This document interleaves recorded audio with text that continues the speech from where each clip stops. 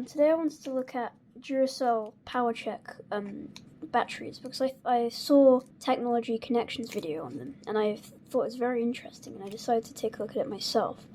So I peeled the label off just a regular Duracell Powercheck AAA battery, and this is what it looks like.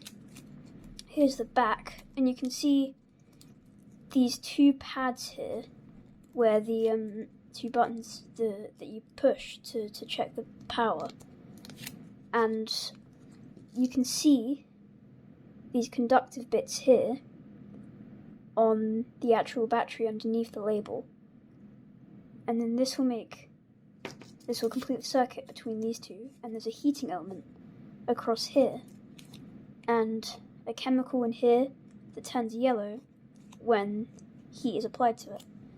And it's very interesting because you can actually use it to test other batteries. So I have a nickel metal hydride AA here, and I have two crocodile clips and another to this pad, which I've scraped off a bit here to get a better contact. Let's get a better look at this. So I'll just put this here, so just hold it a bit close to the camera. Okay, and now if we put a voltage across it, you can see it begins to light up, and it almost goes to the end, but this battery isn't fully charged. Oh, there we go. So yeah, and this is actually warm, and I can feel that, and that's how this changes color. It's very interesting because then you have this. If I just move this out of the way, you have this insulating material behind here, which stops all the heat getting absorbed by this basically big metal heatsink, which would stop it from actually working. And then this also serves as a way to make it so you actually have to press to get these to contact, because otherwise this would be blocking it. And that's also why you have to push so hard on these.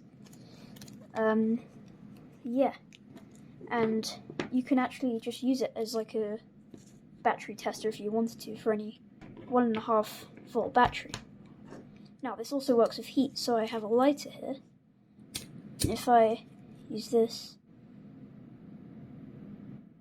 just on the back, and you can see it just instantly lights up because it's gotten really hot. So yeah, I thought that was really interesting. And this battery has long expired. Well, not actually that long, it's only a year ago. So yeah, this battery doesn't work anymore. But yeah, that's just something I wanted to share. I will be doing a video actually about nickel metal hydride batteries because I think they're very interesting. They're not used very much, and I have this cool charging circuit that I got off AliExpress. So I'll be showing that in the next video. But yeah, bye for now.